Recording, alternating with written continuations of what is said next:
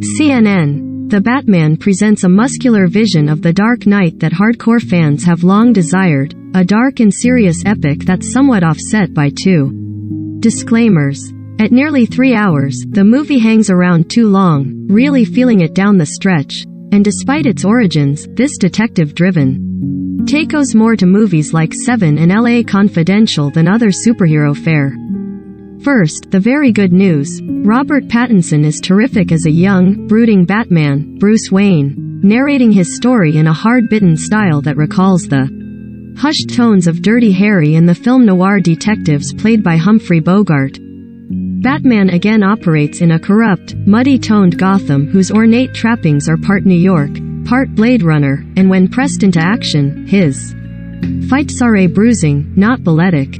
The look might be stylized, but director, co-writer Matt Reeves has steeped Wayne's tragic history in gritty realism. Even more so than Christopher Nolan's trilogy starring Christian Bale. While running through the cast, there's also plenty to praise in Zoe Kravitz's Catwoman, a name never uttered, despite her fondness for felines, Jeffrey Wright's James Gordon and Paul Dano's Riddler. The last is dangerous, homicidal and enigmatic in a way that pushes the movie to the edge of its PG-13 rating, bearing a greater resemblance to Heath Ledger's Joker than Jim Carrey's manic incarnation, much less the colorful 1960s version. For those reasons and others, The Batman begins extremely well, introducing the masked vigilante, still viewed warily by authorities 2 years into his on-the-job training, as he teams with Gordon to investigate a grisly, high-profile murder.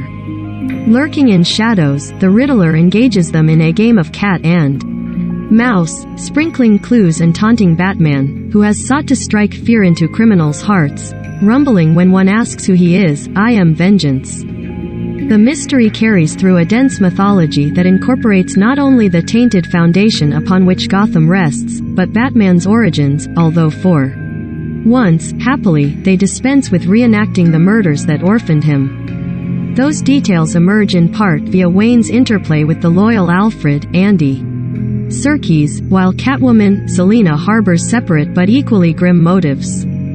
Robert Pattinson and Zoe Kravitz star in The Batman. However resourceful Batman is, Riddler actually drives the story, in much the way Seven's killer led those detectives on a not-so-merry chase that left a trail off victims. As clues pile up, more and more of Gotham's power players get drawn into that web, with the Penguin, an unrecognizable Colin Farrell, the top henchmanto mob boss Falcone, John Turturro, adding to the rogues gallery of villains.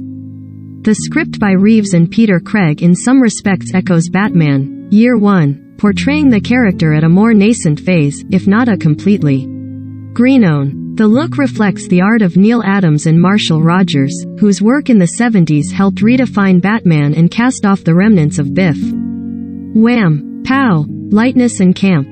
While the seriousness is welcome, the level of darkness risks becoming oppressive in a manner that doesn't leave much room for fun of any kind. If that's hardly a negative for Batmanologists, it threatens to blunt the film's appeal among those who can't identify the issue of Detective Comics in which he first appeared. Still, that's a modest quibble compared to the main gripe that the Batman could easily lose 30 minutes without sacrificing much. Most of that flab comes during the final hour, which serves a purpose in terms of the character's maturation but piles on at least one climax too many. That's a shame, really, because Reeves gets so much right that indulging in a Snyder cut-length flex from the get-go feels like an unforced error. Given what a major box office attraction the film should be for hungry theaters and Warner Brothers, like CNN, a unit of Warner Media, plus the likelihood of sequels, there was no need to overstay its welcome. Batman has a long history of provoking passionate reactions and debate, and the latest entry will be no exception. In Pattinson, the producers have found a Dark Knight worthy of the hoopla, while creating a Gotham much in need of him. As new chapters go, it's a strong beginning, if only it had known when to end. The Batman premieres March 4th in US theaters. It's rated PG-13.